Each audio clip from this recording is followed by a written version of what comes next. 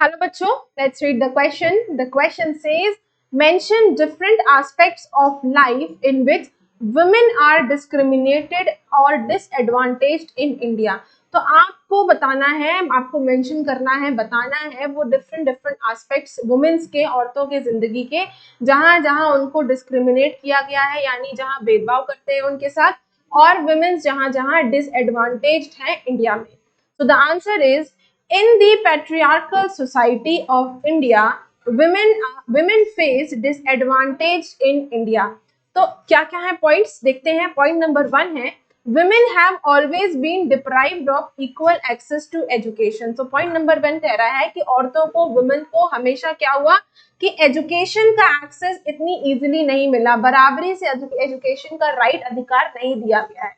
In spite of their better performance, उनकी education में इतनी अच्छी परफॉर्मेंस होने के बाद भी देन बॉयज, लड़कों के अगर कंपेयर करें तो mostly girls drop out from there schools. ज्यादातर लड़कियों के नाम जो हैं वो स्कूल से कटवा दिए जाते हैं.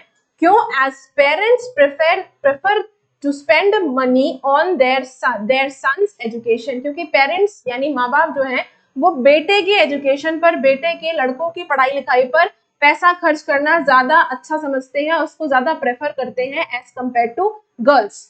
पॉइंट नंबर 2 है, इक्वल रेम्यूनरेशन एक्ट 1976. इस एक्ट के तहत क्या हुआ है, provides the equal wages for equal work. यानी जो वेजेस हैं, जो मजदूरी करके जो पैसा मिलता है, चाहे वो आदमी का हो चाहे वो औरत का काम हो, दोनों को बराबरी के वेजेस दिए जाएंगे.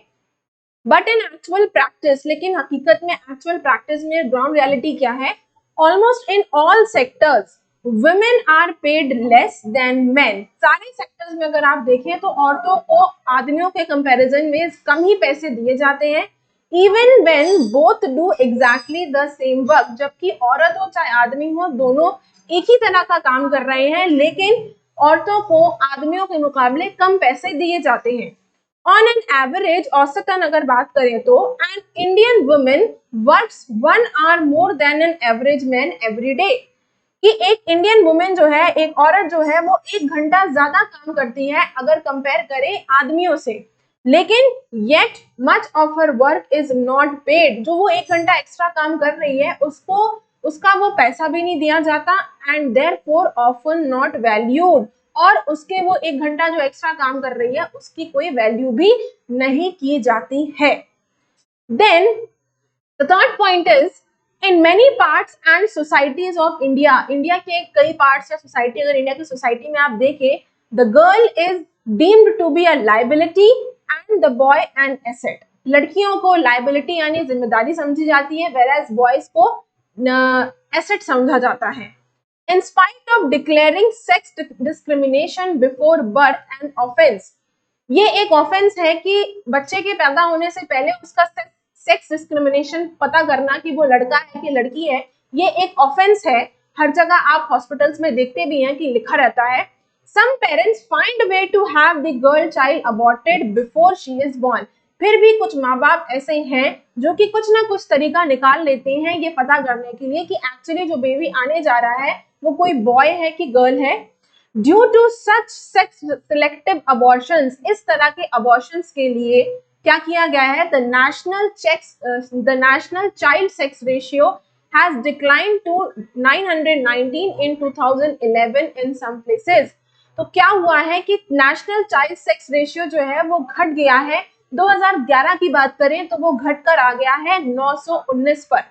कुछ जगहों पर it has fallen below 850 and 800, और कुछ जगहों पर तो ये 850 या 800 तक डिक्लाइन कर गया है.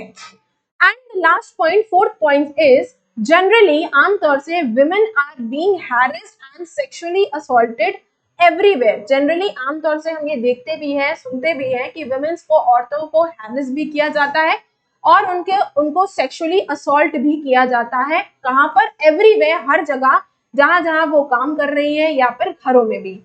if they are not safe at night, particularly in urban areas, यहाँ तक कि women's जो हैं वो रात में, स्पेशली अर्बन एरिया में, वो सेफ भी नहीं है, उनकी सेफ्टी बहुत कम है. They also face various forms of domestic violence. Such as beating and harassment. साथ ही साथ वुमेन्स जो हैं उनको बहुत सारे तरीकों का, बहुत सारे डोमेस्टिक वायलेंस का भी सामना करना पड़ता है, जैसे कि मारपीट हो गई या खाना पीना ना देना। So I hope you understood the question as well as the answer. Best of luck.